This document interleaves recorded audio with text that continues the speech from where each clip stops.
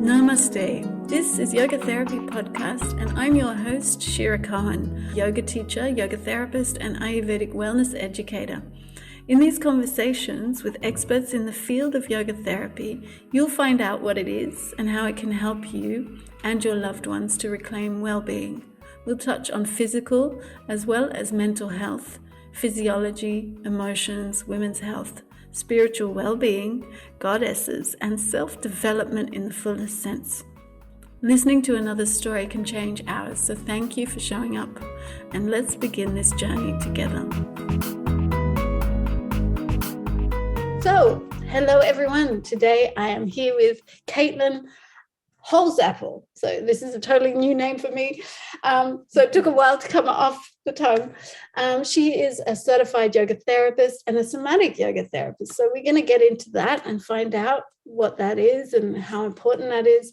So thank you for being here, Kaitlyn. I'm really happy to get to know you. Thanks for having me. Yes, you're welcome. All right, so let's get to know your story. How did you find yoga, or how did yoga find you, and when did it evolve into yoga therapy? Yeah, so my dad is a yogi. Oh, you're another lucky one. Yeah, and we have kind of like an interesting story between the two of us, but he was practicing yoga when I was growing up. I would say more at that point in his life around like the physical aspects of yoga. Mm-hmm. But also was a meditator and infused that into my childhood. So, you know, it was lucky. It sounds kind of like idyllic, but it was a little bit like we had a lot of resistance as kids, me and my brother. I did the same with my daughter. And the more I tried to, you package it however you can to try and make it appealing, the more she resisted. And in the end, she was sabotaging my classes. She was coming into the class that I was teaching at school with the kids, and she would ruin it for me. How was she sabotaging it? She just refused to join in, or would make jokes, or jump in front of everyone and everything. She would just do everything, and she knows how to trigger me. So she was really doing those things very well. She's very good at psychology. Yeah. Well, you might like talking with my dad, because I'm sure he felt similarly. Have you read the story of Krishnamacharya when he was trying to teach his kids? He actually roped them down. He bound them down and made them learn. Oh my gosh. Yeah, so that was kind of the vibe around it. It felt very like forced. So of course, like as kids, we were like, we don't want to do this. But later in life, so much gratitude for it. Thank you, Dad, if you're listening to this. Yeah. And that was kind of like, the foundation in the beginning, even though I didn't really connect the dots to how important that has been to me until I was older in life. But yeah, so that's kind of the foundation. So there were some threads of that in my life since really early on that I know impacted me in deep ways. And I was also a synchronized swimmer when I was growing up, and that's a part of how I got into yoga, actually, because our team would take yoga classes every week together. And our yoga teacher, my first yoga teacher, actually still is a dear friend and mentor of mine, and she's a yoga therapist. And so it was just kind of like, yeah, really meant to happen. Yeah, exactly. Yeah. So that's how I got my first tastes of these worlds and these practices. And from there, a big part of my story has been healing from PTSD and complex trauma, anxiety, depression, just this whole array of mental health imbalances that I really struggled with growing up and through my teenage years. And I didn't even really have the words or names to describe what I was feeling. Now I know it as just like really severe dissociation and disconnection from my body. And as I got deeper into yoga and started my yoga teacher training when I was around 18, I have had what I call my first in my body experience. So not an out of body experience, but in my body experience Yeah. after being dissociated for so long. And I remember feeling like, whoa, like what the heck is this? I felt like I was floating. And I realized now, I was like, oh, that was like your relaxation response. And you just hadn't felt that or experienced that in such a long time, that it felt like just this incredible euphoric moment that really got me hooked into yoga. And on an even deeper level, just I also started from that point on having just this thirst and this hunger for healing and for learning through experience, which I think yoga is such a powerful teacher through your own experience, as opposed to, there are forms of yoga and different lineages where it's more like downloading information from a text or a teacher. But that my path has always been like really realizing and feeling how much there is in my body that teaches me. And it's been huge. And that was like the starting point for me of really diving in even deeper into these realms of the body and yoga and meditation and this just like full robust world of healing that it's so deep and juicy and beautiful, and I love it so much. Oh, we're sisters. Yes.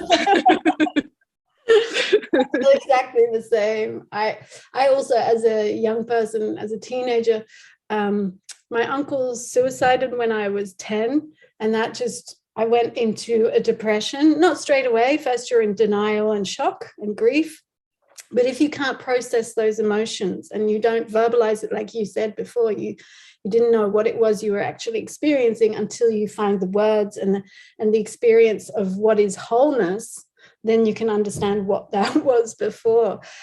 And for me, I also had this anxiety, depression. I was slipping in and out of the other one. And it wasn't until I was about 35 that I heard someone talk about it, who was a yoga teacher and a psychotherapist, Ashley Turner. And then the switch went on. It's like, oh, that's what I've been doing, because I started practicing yoga when I was 15 to keep myself level. I noticed already the first time I did it, I was feeling more confident and just good in my own self. And so I just practiced it daily because I'm one of those pitta people. And for my whole life. And I noticed if I didn't do it, I would deregulate again. So I wouldn't have that homeostasis. Mm-hmm. Yeah.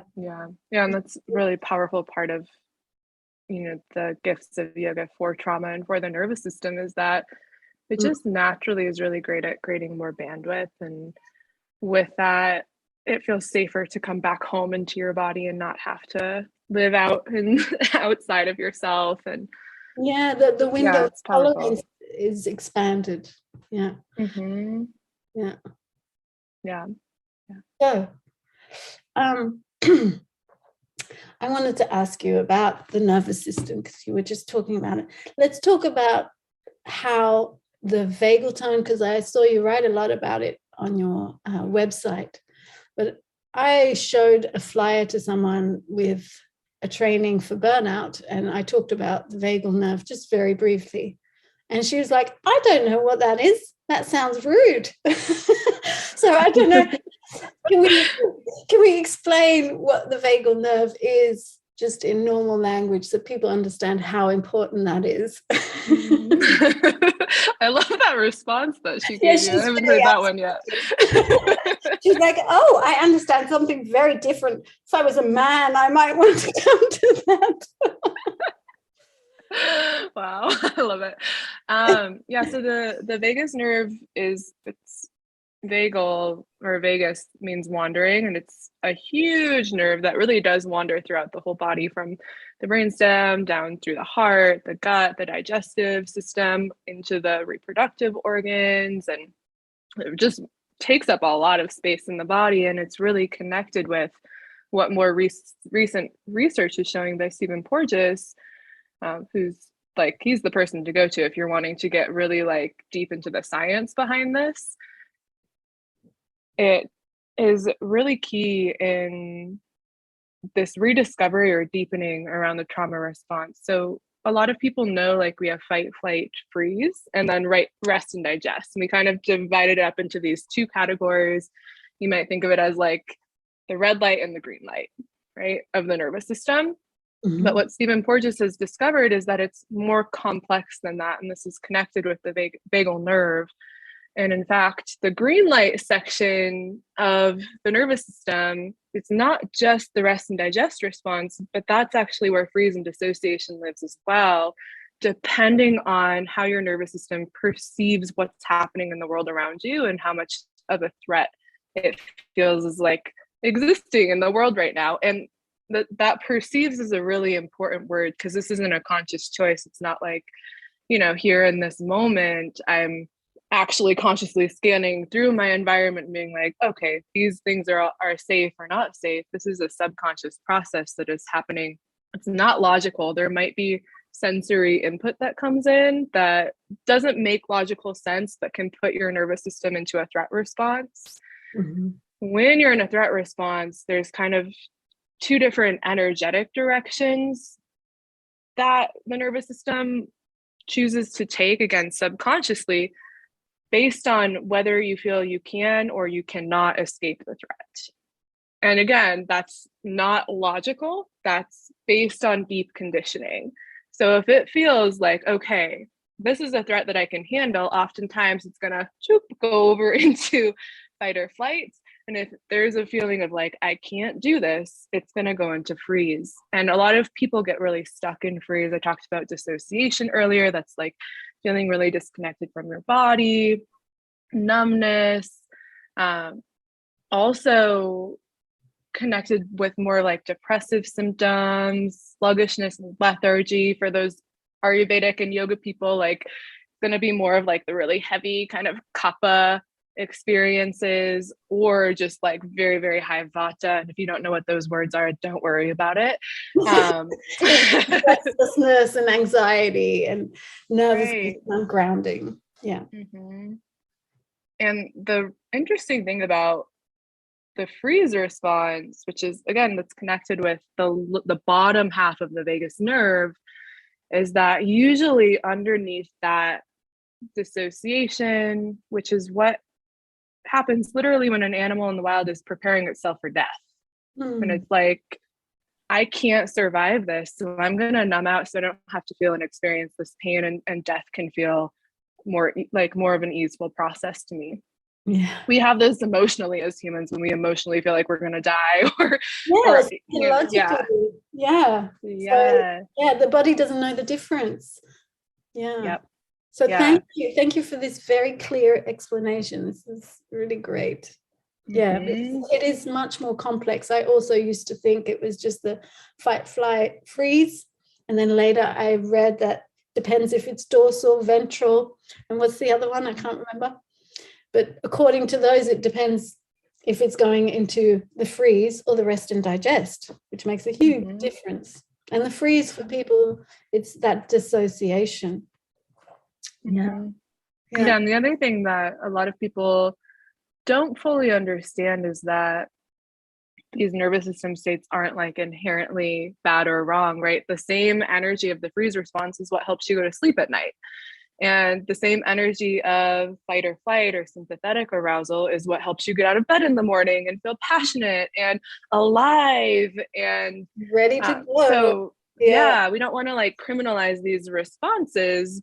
They have a function. And a lot of our nervous systems are just wired in a really reactive way, where we're no longer able to really access more of the gift sides to those spaces in the nervous system, and we just go straight into anxiety or straight into depression. And so a lot of, I feel, the work is like learning how to reprogram or heal these responses so that they can express themselves in their healthy, balanced ways again.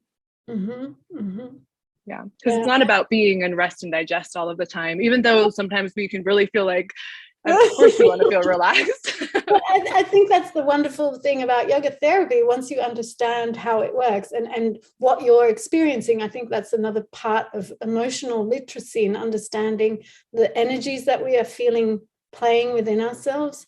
Once you understand that and couple it with the tools and the knowledge of neuroscience and vagal tone and activity, you have the ability to make yourself wake up when it's wake up time, and keep the energy going when you need to, and to rest when you need to too.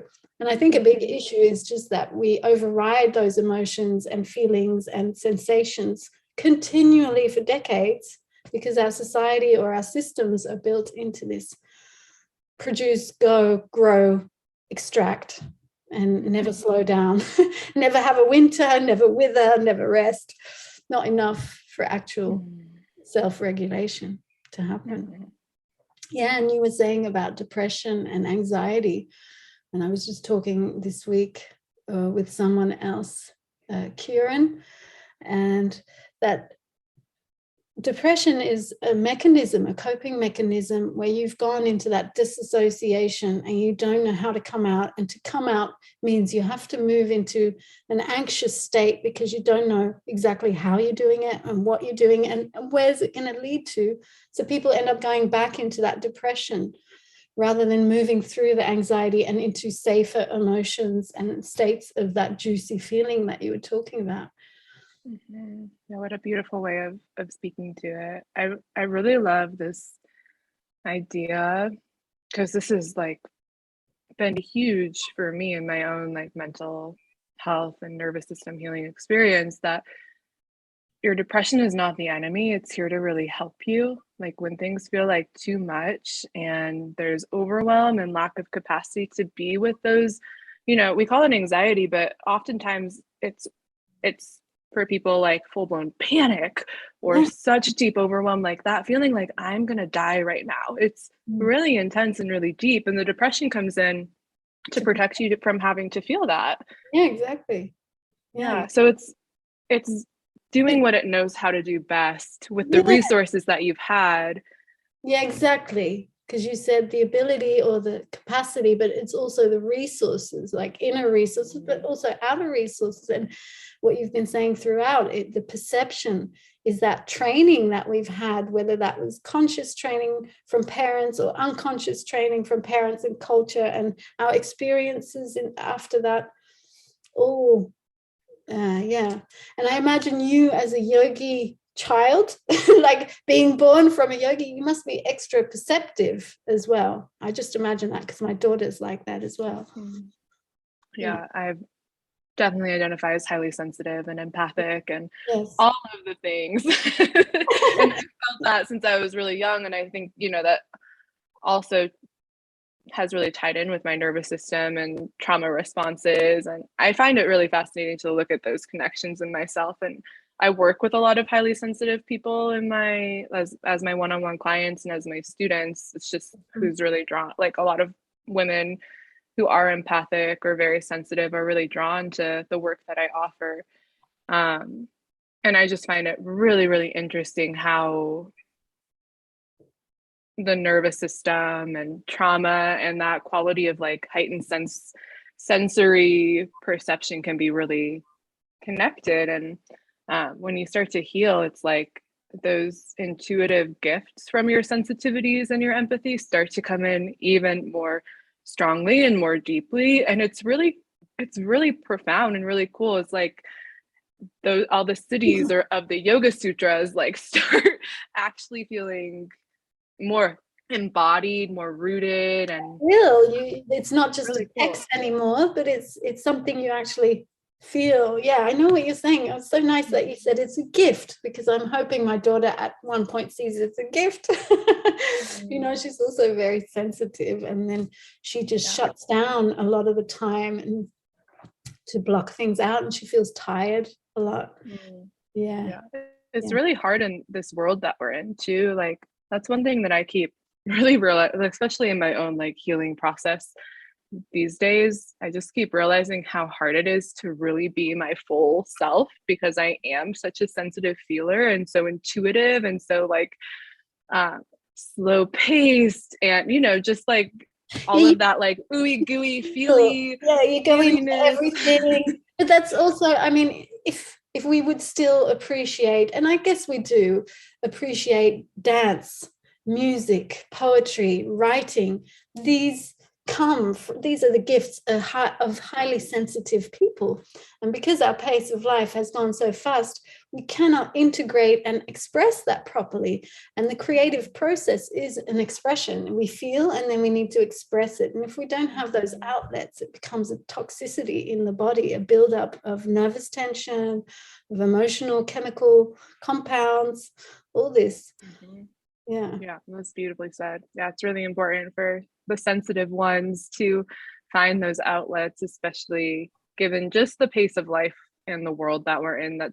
That it's like, it doesn't surprise me to hear that, you know, your daughter feels like, you know, shuts down around her sensitivity. That was like, that's my story from when I was little. I was like, so sensitive. It's overwhelming. Like, it's overwhelming how much I could feel into and I could sense. And it's like, I have no tools or resources to like process everything that I'm taking in. So I'm going to just shut down. And could you verbalize it? I couldn't verbalize it. No, I couldn't even explain what I was feeling or experiencing. I don't think I had the tools to. I think if I was taught how to verbalize it, I would have been able to, but I was little. I was just a kid, and I didn't really feel like I didn't have any like resources outside of me as being like the super sensitive feeler in the family. So no one really understood you, and therefore couldn't get it out of you, because that's what I try. My daughter's like, okay, I'm going to peel and peel, or keep asking until she comes out. Yeah. Well, and then adding, it's another way of expressing, isn't it? That's also an outlet, is to verbalize and to communicate. That's been a big part of my healing journey, especially like with how shut down I've been in my throat and my voice, has been learning how to just speak what I'm feeling. And it sounds so simple, but it's so deep, difficult. And I don't even just mean like speaking what you think or speaking your emotions, but actually being able to speak like, these are the sensations that I'm feeling inside of my body right now. There's just something, I mean, there have been studies that show that literally connects the left and right hemispheres of the brain and helps to integrate what you're experiencing. When you just say, I feel like my heart beats quickening, I feel tightness in my belly, I feel warmth in my palms, like just that act of doing that is a processing experience for your brain. I wish I knew that when I was little. Well, that's why we're bringing this information out there. Because you verbalize, and that's the logical brain, but you're feeling, and that's the creative, emotive, perceptive brain. So, okay, wonderful, thank you for sharing and talking. So if we understand the vagal tone, how do we, so vagal tone is when the vagus nerve can adapt more quickly between different states and choosing naturally what is required at that moment. How can yoga therapy help that? And especially when we're working with somatics, how does that come into the picture? Well, a lot of yoga practices in themselves are inherently helping to support vagal tone, which is beautiful, especially when we get into like more of the chanting or Ramari breath, which is the bumblebee breath where you hum, different like tapping practices, moving the body, types of breathing. These are all methods that naturally increase vagal tone. Then we have to also add on and think about the individual, which I think is what really distinguishes yoga therapy from yoga, is like, we're going to really like look at what's going on for you and understand how do we support your unique vagus nerve and what your vagus nerve is asking for to come into a little bit more mobility and more balance. And to me, somatics is that pathway of really understanding what each individual's nervous system needs. Because as I mentioned a few moments ago, that power of being able to name sensation in your body, that's really the foundation of somatic yoga therapy. That's where we begin. It's just like, can we name what sensations are happening inside? Because in that ability to identify sensations, there's a whole world of information that we can gather. We can understand what emotion is maybe trapped or stuck in the system, what thoughts or beliefs are connected with this, right? We're going through different koshas for those of you who understand that model.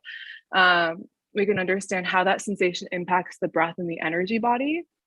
We can understand how it impacts the physical body, because there is going to be a physical way that you're holding your body. Like if I have a heaviness in my chest, there's probably a collapse happening, and it might be really subtle and almost imperceivable.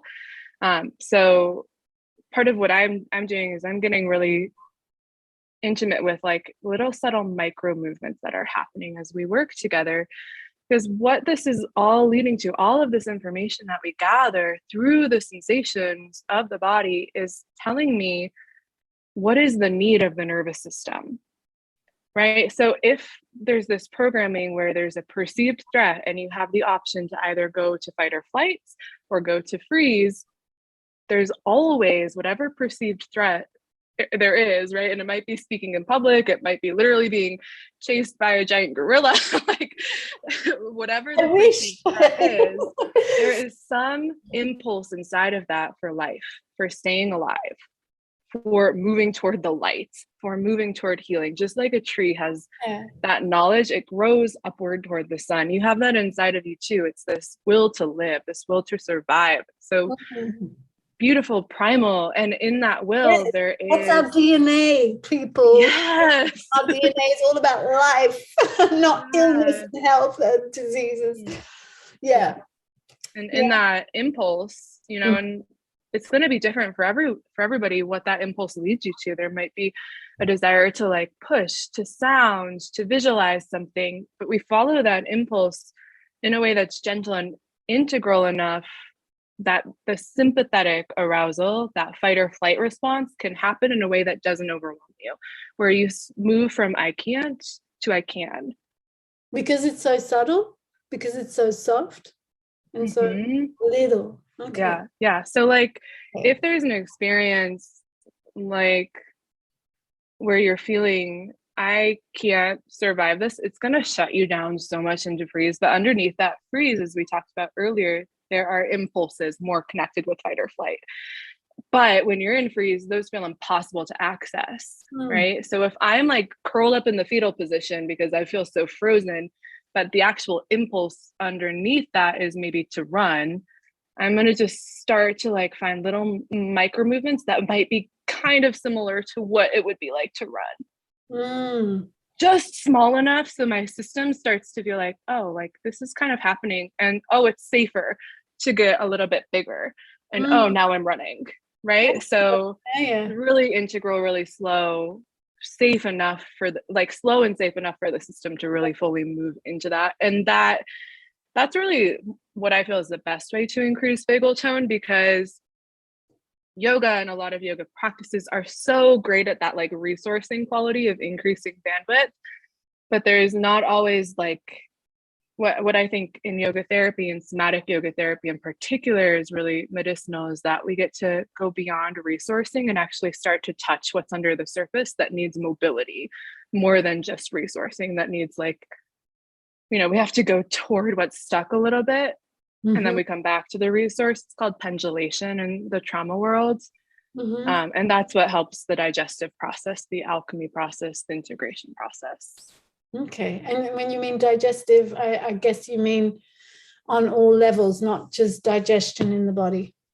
Yeah, but also, it is connected with digestion in the body. Just on the rest digest. Yes. Okay. Yes. And can we explain to people why the rest and digest switch is so important, and how it affects all those systems in the body, and how that affects the biorhythms and therefore? Yeah, so what I will say or share about that is rest and digest is a very important system of the body, and I won't say it's more important than any of the others, but it is very, very important. And when you've been stuck in fight or flight or freeze or even the fawn response for really long periods of time, there can be a bit of like an ability to access rest and digest because your nervous system is stuck in one state really what we want is mobility, where you can move, you can switch states. You can go to rest and digest, you can become aroused, you can, you can move through them all. We don't want to just be in rest and digest all of the time, but we do want to be able to access it, which a lot of people are not able to. And with that, that causes an inability to actually digest foods, maybe an inability to like fall asleep, to nourish relationships and feel close with one another, because that's really connected with the vagus nerve as well. It has to do with relationships and connection with other people, and a lowered heart rate. All of these processes that lead to more longevity in the human body are going to be accessed when we start to tune into more of the rest and digest response. When you start to see more chronic illnesses, one of the first things that I really want to know and I start asking people is like stress levels. Of course, that's what you hear a lot of the time, but even deeper than that, like what's really going on in the nervous system in response to the stress levels? Like, where is your nervous system getting stuck?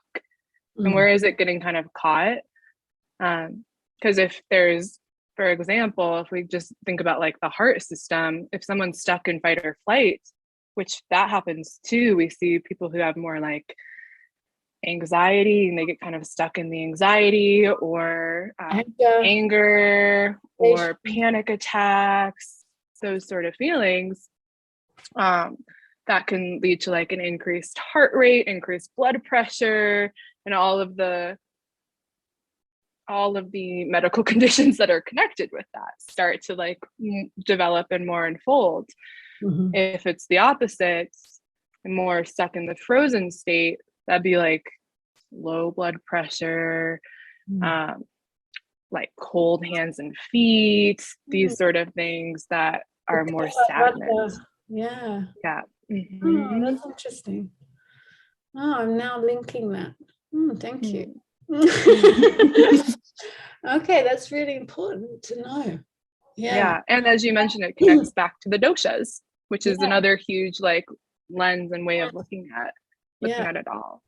Yeah, and I would just like to say to people who don't know about the link between chronic health, like physiological and physical issues, and vagal tone or high levels of stress, the development of these diseases, I would call them, or conditions, is that there have been years, if not decades, of buildup of physiological, internal, hidden stress that you're not aware of, because what Kaitlyn was just saying before, you have a perception that has been created from very early age, and therefore you're not even aware that you're in a stress state. It's just normal to you. And that is your coping mechanism, either to withdraw or to be in that fight-flight state. So staying in that state, maybe you're functioning, but that doesn't mean you're healthy. And then you might not notice any issues now, but you might have red face all the time. And for example, if you have too much of the fire element, that fight element, you have all the itises. So conjunctivitis, periodontitis, colitis, and they just get worse. And then it becomes autoimmune diseases. Yeah. And there's a book, I don't know if you've read this, but it's called When the Body Says No by I'm just Gabor. reading it. I just found it like Okay. 2 months ago. Oh my God. Because I've been studying this for the last 3 years for my own journey. And I'm just trying to read everything that's biochemical, physiological, because I used to be a science nerd. And so it's very interesting. And there has to be a correlation between what I'm understanding Ayurvedically, what we're doing in yoga therapy, and what the science says. And yeah, he's just basically saying everything that I've been writing about for the last 3 years in a very concrete book. Yeah, so it's very important for people who want to work with trauma, really get this book, When the Body Says No, from Gabor Maté. Yeah. I thought one thing that I thought was fascinating about that book was just that I think many of the people I work with, many perhaps people listening to this podcast will identify with this, but like that people pleasing part that says yes when you mean no, or no when you mean yes. And there's like a level of not being in complete alignment with what you're expressing, and how how that can develop into disease later down the line, which is a big part of what he talks about in the book, is just the power of really owning your no. And that can feel like a survival threat sometimes for people. Like, I don't even have the choice to say no in this. And because you feel you're going to be rejected by the family or the person, right, if you don't comply, or your work giver. Yes. Well, that's one of the like powerful pieces too, I think, with the vagal nerve research, is that importance of social connection for survival. Yeah. And that hasn't really been recognized until recent years, of like, literally it can be a survival response if you feel like you're going to be exiled from the family or ignored, or you might create conflict in relationship, because relationship is such a huge part of how we have survived as it is the thing, even in Ayurveda, the most simple rule of Ayurveda is life is relationship. It's one big relationship. And if we don't know how to relate, every social setting, every exchange with another human is going to be stressful. And that's, yeah. So I'm learning like that balance between owning your own boundaries while still maintaining connection and relationship is such a delicate, beautiful process, and really balance to find as humans. And if we like rewind back to what I was speaking to earlier, with that moment to find impulses that come up that need to happen, a lot of the times for people, that's just saying no aloud. Like, give yourself permission to just feel it in your body and say no, and also experience like, what does a no feel like for me, and what does a yes feel like for me? How do the literal sensations in my body change depending on if I want this or if I feel okay with this versus if I don't? And it's really like, once you start connecting with it, becomes really palpable and obvious what's a yes and what's a no for you. Right. And then you cannot ignore it, because you'll also start to really feel the impacts of ignoring it. Like, this is something that's been kind of numbed and shut off for us, which again is that's what leads to this year and year after year habit that takes us into more of the later stages of disease and pathology and all of that. But if we rewind, we can find these really powerful and simple psycho-emotional roots that is just like, wow, if I was just like really honoring my no more in my life, my nervous system and my body would feel completely different and be in a completely different state. So important. Yeah, and it's so simple. So let's get into that. Let's get into you were talking about chanting and humming. Why does that affect the vagal nerve? These kind of practices, and before, for example, the slow breathing and mindfulness, how does that affect the vagal? So the vagus nerve runs from behind the ears. You can even like take your fingers and kind of stroke yourself where you would pet your kitty cat or your dog. And then that's one way you can access and soothe the vagus nerve, just by like stroking yourself behind the ears and like down. It feels so good. And ear massage is so good for vagus nerve toning. But you can stroke down the sides of the throat where the sternocleidomastoid muscle is, which is that like front muscle that pops out when people are really frustrated. That's an area that the vagus nerve runs through, and it goes all the way down through the chest, the heart, to the diaphragm. And so when you're making a sound like a hum, it's creating a vibration in all of those regions of the body that help to stimulate and turn it back on. And also that act of like sounding and of humming, it's one of my personal favorite ways to get the nervous system out of a frozen state, because usually when you're in freeze, there's a bit of like a voicelessness, like there might be like a quieting or a dulling of the voice that happens, like a monotonous effect. And so by bringing the ability to like, in sounding can be really hard for some people, right? Like it can be hard to make sounds, and sometimes I'll invite clients to make sounds and they'll be like, there's a lot of shyness. So quiet. Especially people who have a lot of anxiety. They're not ones to take up space physically nor verbally. But when we turn that back on, that ability to be a sound creator, which is part of like your birthright as being an animal body. It's like animals make sounds and they don't feel self-conscious about it at all, right? They just like, it's just something that they let out. You don't need to think about it. It just comes. So reconnecting with sounding, and I think mantra, chanting, oming, humming, all of those are great ways to start turning on that like intuitive capacity for sound and for your vocal expression. But yeah, it also vibrates the vagus nerve. It's going to stimulate the diaphragm, and that can feel really grounding and resourcing for the entire nervous system. Mm-hmm. Mm-hmm. So yeah, if you're in a state where you're feeling like depressed, numb, shut down, collapse, just like, and you don't really feel like moving, just letting yourself kind of hum or like groan or whatever sounds it is that you want to make. We make some weird sounds in my practice together, but it's one of my favorite things because it's so powerful for moving energy and for moving the nervous system state. Yeah, so powerful. And sighing. I get people to sigh when I notice they're too shy to make sound. I just say, so take a big out breath and sigh, and that people are more inclined to do. What I want to say, yes, sometimes I fall asleep and I notice when I'm really like exhausted and you're lying on the pillow and you're in that half state, you make these sounds as well. And it's that nervous system letting go of the build-up within the body, and then you kind of wake yourself up with that sound. Yeah, I love it. Okay, is there anything else you feel we haven't mentioned that you find important relating to trauma, vagal tone, and somatic work?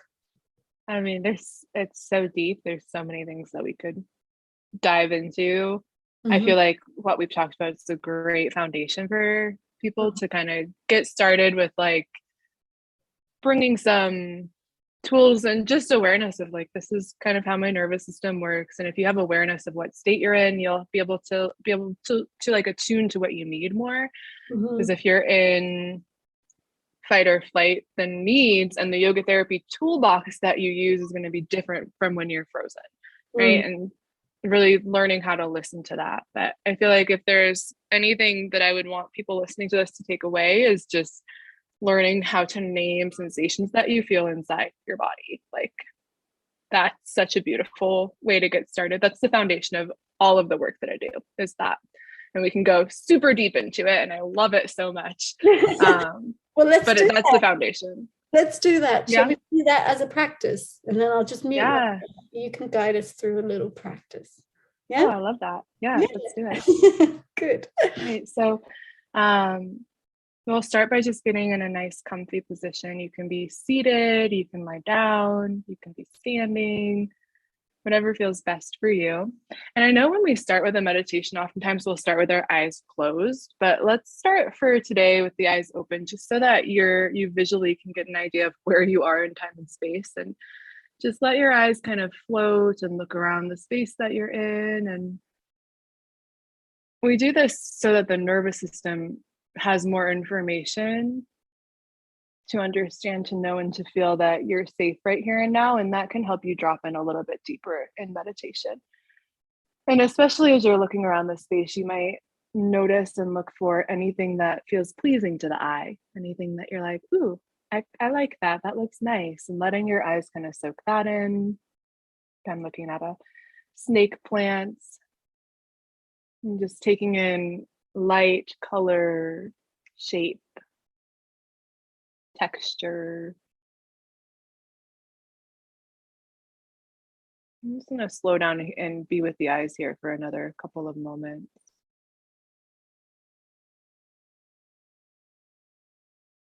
And you might also let your eyes look for any exits in the space. That can be one way, just that the nervous system feels a little bit more grounded and safe, finding any doors, any windows. Looking behind you. And then from there, if it feels comfortable, you can let the eyes close, or you can keep them open, but ground them somewhere on the floor or out in front of you. And take a moment to, we'll do that same sensory orientation, but with sounds. So you'll just notice any sounds in the space, my voice, any humming of the room that you're in, just noticing any qualities of sounds. And instead of sending your ears to really look out for sounds, see if you can just let your ears receive sound.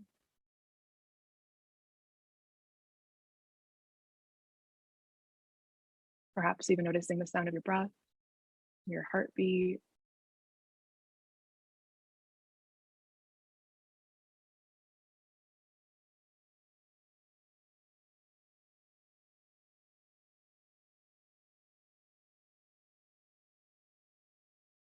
And remember, you're feeling your body as it's supported by whatever surfaces are underneath you. Sense and feel into all of the points of contact between your body and the ground below.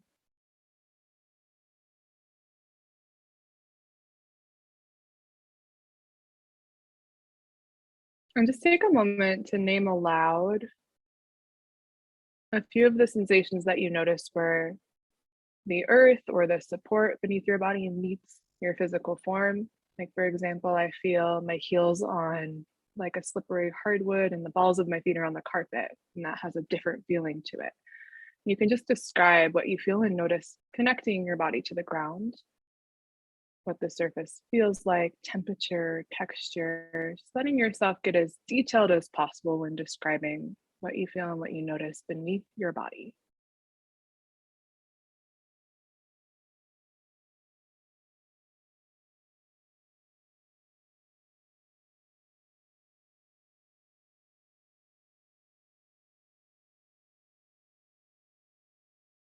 And just noticing how the rest of the body and the breath respond to having that information of where the earth is supporting you.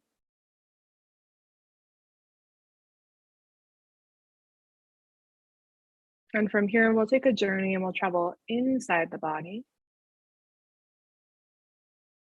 and taking a scan through your inner body and just allowing yourself to notice and name aloud any sensations that you feel. You'll say what you feel and where, describing this in sensational languages like tingly, warm, heavy, cool, pulsing, still, these sort of words that describe sensations.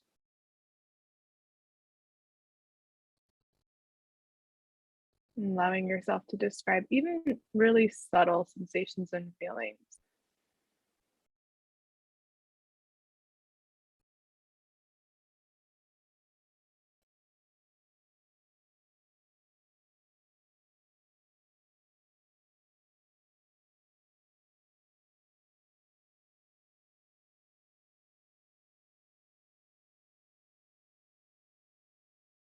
And you might notice one sensation in particular that your awareness is orienting more to. And with that sensation, just allowing yourself to describe even in more detail, as if you were really painting a picture of what this sensation looks like by describing it aloud. There might be images that come to you, textures, different flavors or smells even.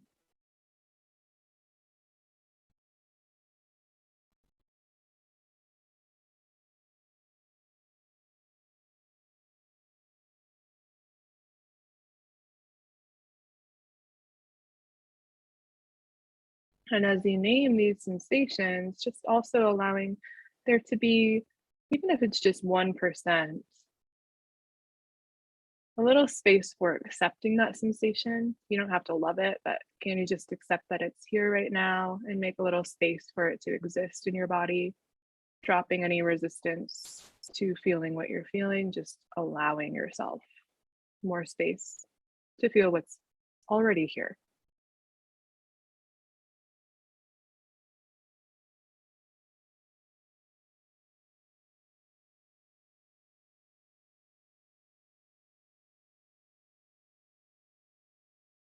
And then allowing yourself to come back out to more of the outer senses, to hearing, to the support on the floor beneath your feet and your hips, to perhaps opening the eyes and letting them again float around the room and just take in shape and color, texture, seeing if you can really dissolve that part of the mind that wants to label what you're seeing and just let your eyes see with curiosity, like you're an animal or a baby with no words, no names for things, just this act of seeing. And you might notice as we start to wrap up this process, anything that wants to happen in the breath, a sigh, a yawn, a release of sound. You might notice that your hands want to stroke or touch over somewhere on the body. You might want to touch one another, a stretch, a movement. And we just let ourselves slowly emerge and return to a shared space.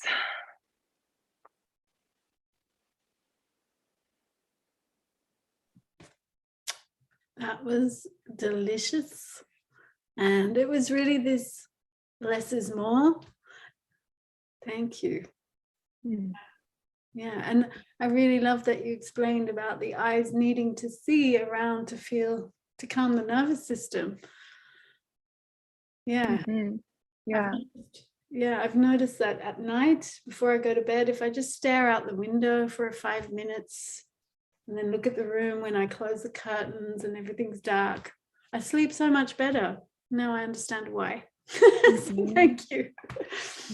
Yeah, Absolutely. Yeah, the senses are such a powerful tool for the nervous system. And nourishing our senses. It's such a sweet Ayurvedic practice too. Yeah, exactly. Yeah. I think that's why iRest probably works so well as well, because they do the 5 senses before going into the body. Especially for sensitive nervous systems, you really need that like contact with reality before you can, leave reality, or before you can, travel anywhere else. Yes. Yeah. Yeah, good point. Sometimes you go so far into something, you forget the very basics, which is so important. So thank you for reminding me. Okay. Do you want to leave us with where people can find you, your website? I'll put it all in the show notes, but if you want to share anything special that you're doing. So I definitely recommend, I have a free 7-video series of practices for the vagus nerve. So definitely recommend that you sign up for that on my website, and you'll get those sent to your inbox. I also have a training coming up where I'm teaching yoga teachers and healers and yoga therapists how to really integrate and weave more of this like somatic aspect of the work to what they're offering. And that's called the trauma alchemy training. We start in August 2022, and we just opened our applications for this cycle. So if that calls to you, I definitely recommend applying. And when you apply, we'll hop on a call and just chat a little bit more about whether it's a good fit. Other than that, I offer one-on-one work. I do have a couple of spaces open for new clients. So those are all my things right now. And yeah, I feel really grateful to have been able to chat with you here today. Yeah, me too. Thank you so much. Yeah. So we'll say goodbye to our listeners. Bye, everyone. Goodbye. Thank you for staying and listening to the end, and wishing you all the best. Thank you.